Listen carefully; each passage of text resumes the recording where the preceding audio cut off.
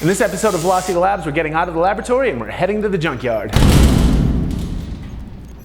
Pulling parts out of junkyards is old hat for most car enthusiasts, but those who are new to the car scene might not know of the amazing treasures you can find at a good wrecking yard. It's often the cheapest way to get the parts you need, and in many cases, it's the only way to get parts you need, especially on older cars. I'm gonna be making a custom cold air intake out of one of my headlights, so instead of cutting up the one on my car, I'm gonna head to the junkyard and find one that I can modify without messing up the one that's already on my car.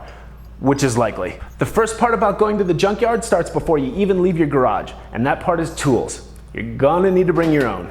I'm only planning on getting a headlight, and since I've taken mine out before, I know that I only need a Phillips screwdriver to get this done. However, if you're gonna be doing something a little more complicated, like pulling a transmission or taking the head off of an engine, you're gonna need a lot more tools with you.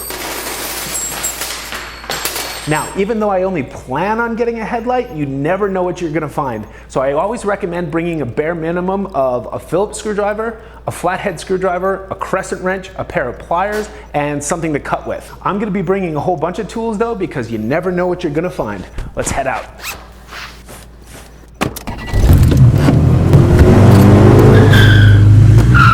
When you get to the junkyard, many will have a sign-in sheet. Fill out any info required and you're good to go. Next, talk to somebody there and they can help you find what kind of car you're looking for and point you in the right direction. My car is in row 2, so I'm headed that way. For all you junkyard pros out there, what was your best score ever at a junkyard? I've heard stories of people finding brand new forged internals, pristine turbos, high-performance injectors, and lots of other parts and walking away with them for a song. What was your best junkyard find? Let me know in the comments. All right, that's 5 and 6, 3, 4, row 2. So when I got to the car, there was already somebody there working on getting the water pump off. I helped him get the timing covers off, which I wanted anyways, and we talked for a bit about his talent that he was helping his son with. This is one of the best parts about going to the junkyard. Everyone there is a car guy. Thank you so much. Yeah. Good luck. Thanks.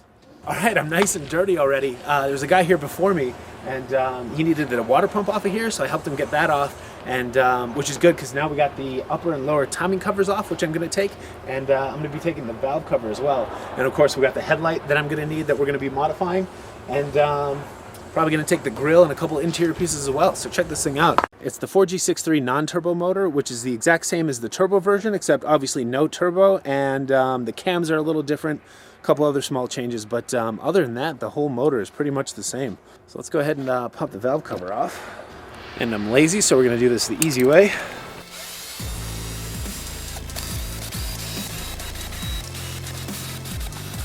So before we took the water pump off, we turned the crank over when the timing belt and everything was still on it. And we could hear metal scraping, and it really wasn't easy to turn over. It was kind of like a chunky sound when we were turning it. So the head might not be any good, but I don't have time to take it anyway, so I'm just going to be taking the valve cover because it looks really good. The thing with aluminum valve covers is you got to be really careful taking them off and putting them back on again because they do crack really easy.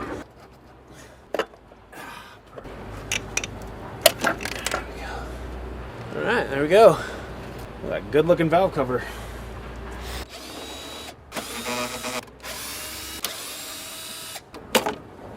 New centerpiece, looks pretty good.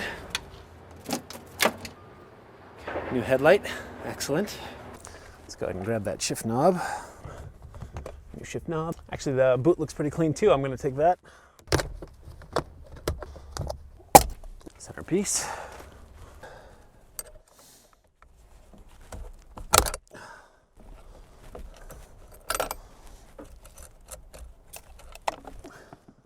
That's better.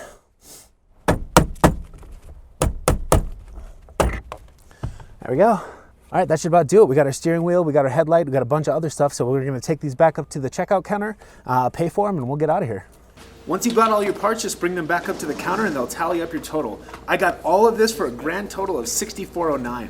The valve cover alone is worth $50, and the cheapest headlight I could find on eBay was $25, and I only paid $11 for this one. So you can see the potential for saving cash at a junkyard. And more cash means more go-fast parts like headers, turbos, and nitrous. Okay, it was a little chilly out this morning, but we got our headlight and then some. We're gonna be cutting out this section of the headlight here, and we're gonna put some wire mesh in front of it. We'll also be creating some ducting that's gonna go behind the headlight as well. We're gonna be doing all that in a future episode, so make sure you subscribe and you won't miss any of our projects.